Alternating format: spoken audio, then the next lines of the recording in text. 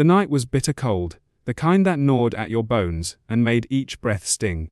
Streetlights flickered weakly over an almost deserted city street.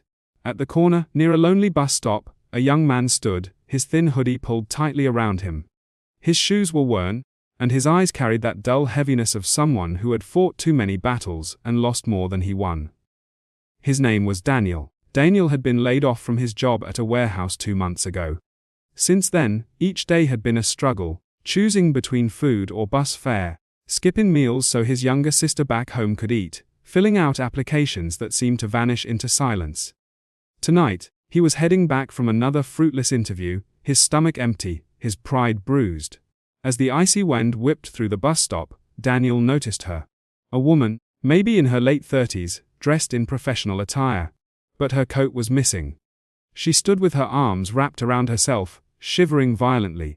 Her heels were scuffed from walking too long, and her eyes, though sharp and intelligent, were clouded with exhaustion. Without thinking, Daniel shrugged off his only jacket, thin and frayed though it was, and walked toward her. "Here," he said softly, draping it over her shoulders. Her head snapped toward him, startled. "No, I can't take this, you'll freeze." He forced a small smile. "I've been freezing for weeks. You look like you could use it more tonight." For a moment, she just stared at him. This stranger who clearly had nothing, yet offered the little he did. Something stirred deep in her chest, something she hadn't felt in a long time. Gratitude mixed with guilt. She accepted the jacket with trembling hands. "Thank you, what's your name?" "Daniel," he replied, turning back to the bus stop bench. He didn't expect anything more. Kindness, for him, wasn't a trade. It was just what you did when you could. The bus finally arrived, and they sat in silence for most of the ride. But she kept glancing at him, curious. She could see the fatigue in his eyes, the quiet dignity of someone who carried heavy burdens without complaint. Her name was Elena. To the world, she was Elena Carver, the CEO of a fast, rising tech company downtown. But tonight, stripped of her usual power and presence, she was just a woman caught off guard by life. Her car had broken down miles away, her phone had died, and in the rush of a chaotic day, she hadn't even brought her coat. When the bus pulled up near her stop, she stood, holding the jacket tightly. "Daniel, I don't know how to thank you." He gave her a tired smile. "Don't worry about it. Just stay warm." And with that, she was gone into the night. The following week, Daniel trudged through the city again, another interview gone nowhere. His wallet held only a few crumpled bills. The weight of failure pressed so heavily on him that he wondered how much longer he could go on like this. As he passed a sleek office building, a sign caught his eye. The name of Elena's company. He almost walked past, but something made him stop. Through the tall glass doors, he caught sight of her. She was in a meeting, standing tall, commanding the room with a presence that seemed almost unreal compared to the shivering woman at the bus stop. He froze, stunned. That woman a CEO? Before he could leave, she noticed him through the glass. Their eyes met, and recognition sparked instantly. She excused herself from the boardroom and hurried out. "Daniel," she said, breathless with surprise and relief. "I was hoping I'd see you again." He stammered, embarrassed by his ragged clothes, the contrast between her world and his. I didn't know you were." She shook her head. "That night you gave me something I didn't realize I'd lost.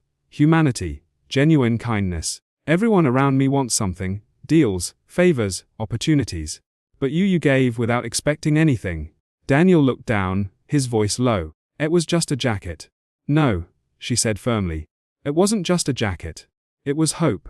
In the days that followed, Elena called him in for an interview, not a token one, but a real chance. She saw in him qualities no resume could capture: integrity, empathy, resilience. He was hired at her company, starting small, but finally earning enough to support himself and his sister. At first, Daniel felt out of place among polished suits and confident voices. But little by little, his quiet determination began to shine. He stayed late to help coworkers, volunteered for tough tasks, and brought a sense of humility and compassion to an environment that often forgot such things. Elena watched him rise, proud yet humbled. She often remembered that night at the bus stop, the way he gave when he had nothing. It reminded her that leadership wasn't just about profit or power, it was about people. Daniel reminded her of that truth. Months later, at a company event, Elena took the stage to address her employees. She told them about the night a stranger gave her his jacket, not knowing who she was. She spoke about how that act of kindness reshaped her perspective, how it reminded her of the values their company should stand for.